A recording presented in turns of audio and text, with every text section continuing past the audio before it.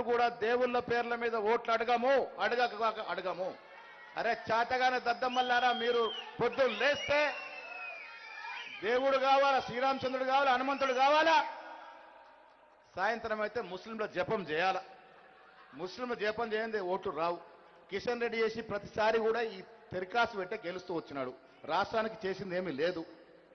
ఇలా ముస్లింల రిజర్వేషన్ తీసేస్తే మేము మద్దతు. అరే దద్దమ్మ ప్రశ్నలు, దద్దమ్మ మాటలు ఎందుకయ్యా? గుజరాత్లో మీ మోడీ గారు, మా ప్రభాకర్ గారు వీడియో ఉంది. मेरे गुजरात में मैं जब मुख्यमंत्री था मैं ओबीसी को रिजर्वेशन दिया, उसमें मुसलमान भी रिजर्वेशन ले रहे అని అన్న మాటలు చూసుకోరాయన. అది లేదు. ఉత్తరప్రదేశ్లో ముస్లింలకు రిజర్వేషన్ ఇస్తున్నారు, అక్కడ పోయి స్టడీ చేయి.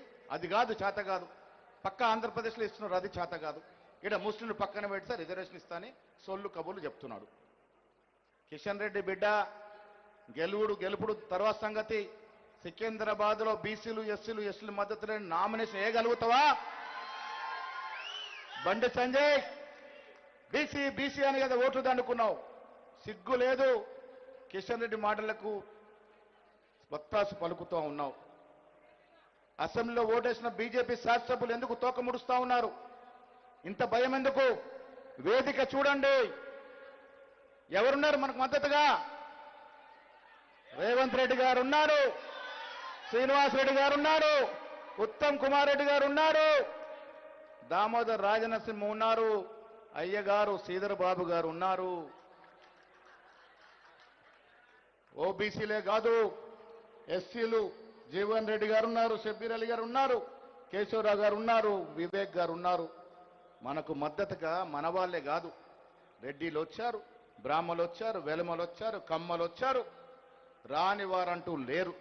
మోడీ గారు తెలుసుకోండి, మా తపన తెలుసుకోండి. బీసీ రిజర్వేషన్ కోసం రాష్ట్రమంతా ఏకమైంది రేవంత్ రెడ్డి గారి నేతృత్వంలో. నీకు కనువిప్పు కలగడానికి, నీ కళ్ళు తెరిపించడానికి, నీ ప్రభుత్వం యొక్క వైఖరిని మార్చుకోమని చెప్పటానికి, ఇది విజ్ఞప్తి చేయడానికి ముఖ్యమంత్రితో సహా క్యాబినెట్ ఎమ్మెల్యేస్ అంతా కూడా ఢిల్లీకి వచ్చి ధర్నా చేస్తా ఉన్నామంటే దీని డెన్సిటీ తెలుసుకోవాల్సిందిగా కోరుతా ఉన్నాను. నేను చాలా సందర్భంలో చెప్తా ఉంటాను, రేవంత్ రెడ్డి గారి ముందు ముఖస్తుతి కాదు కానీ ఓబీసీల రిజర్వేషన్ విషయంలో రాహుల్ గాంధీ గారు చరిత్ర పుట్లకు ఎక్కినట్టుగా మీరు ఎక్కుతారు. ఇది ఆశా విషయం కాదు. గొప్ప నిర్ణయం తీసుకున్నారు, ధన్యవాదములు మీకు. ఓబీసీలంతా కూడా మీరు తీసుకున్న నిర్ణయం పట్ల సంతోషంగా ఉన్నారు. ఇది సాకారం కావాలా? ఫిబ్రవరిలో ఎన్నికలు కావాలా? ఫండ్స్ వస్తే ఎన్నికలు పోవాలన్నప్పుడు నేను రిక్వెస్ట్ చేశాను ముఖ్యమంత్రి గారికి, మన ముందు ఒక పెద్ద అంశం ఉంది, పెద్ద కార్యక్రమం పెట్టుకున్నాం. ఎన్నికలు ఇప్పుడు పెట్టకపోయినా పర్లేదు, రిజర్వేషన్ కావాలనుకున్నప్పుడు తక్షణమే దాన్ని పోస్ట్పోన్ చేసి ఇలా ఆర్డినెన్స్ ఇచ్చి ఎన్నికలకు పోతామంటే గవర్నర్ ఆర్డినెన్స్ పెట్టుకున్నాడు. బీసీలకు న్యాయం జరుగుతూ ఉంటే, కాంగ్రెస్ ప్రభుత్వం చేస్తూ ఉంటే అడుగడున్న అడ్డంకాలు వస్తూ ఉన్నాయి. ఏది ఏమైనా మిత్రులారా, ముఖ్యమంత్రి గారికి, ఉప ముఖ్యమంత్రి గారికి, మా అందరికి కూడా కమిట్మెంట్ ఉంది, చిత్తశుద్ధి ఉంది. ఒక మాట ఇస్తే మాట నిలబెట్టుకోవాలని తపన ఉంది. కాబట్టి ఈ రిజర్వేషన్ సాధించుకునే వరకు ఎంత దూరమైనా పోదాము. ముఖ్యమంత్రి గారు ఎన్నికలు ముఖ్యమే.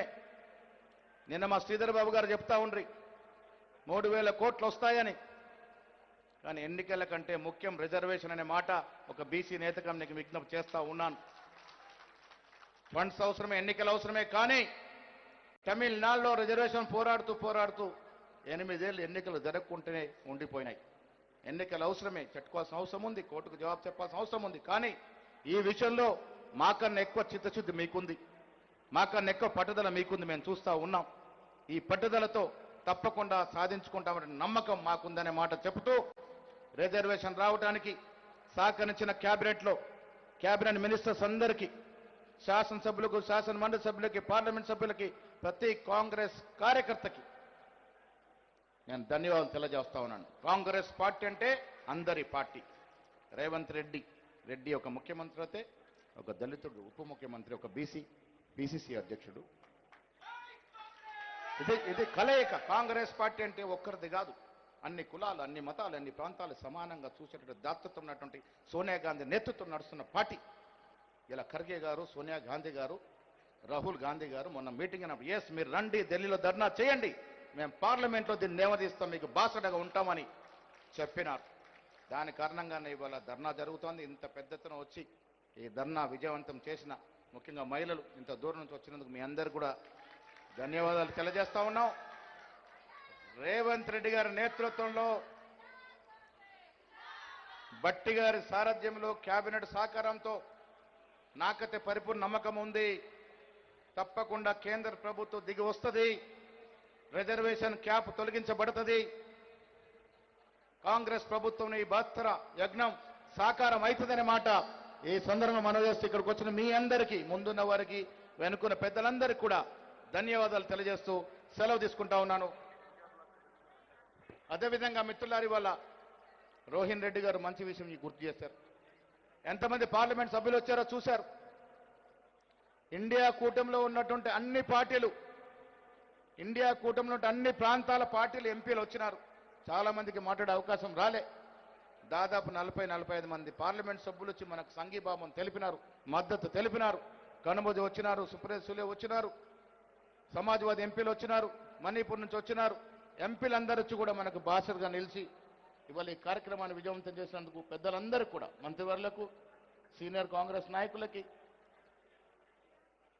జిల్లాల నుంచి వచ్చినటువంటి మీ అందరికీ కూడా ధన్యవాదాలు తెలియజేస్తూ ఈ కార్యక్రమం, ఈ యజ్ఞం ఆగది, ముందుకు సాగుద్ది, సాగిద్దామనే మాట చెప్తూ సెలవు తీసుకుంటా ఉన్నాను. జై హింద్, జై కాంగ్రెస్.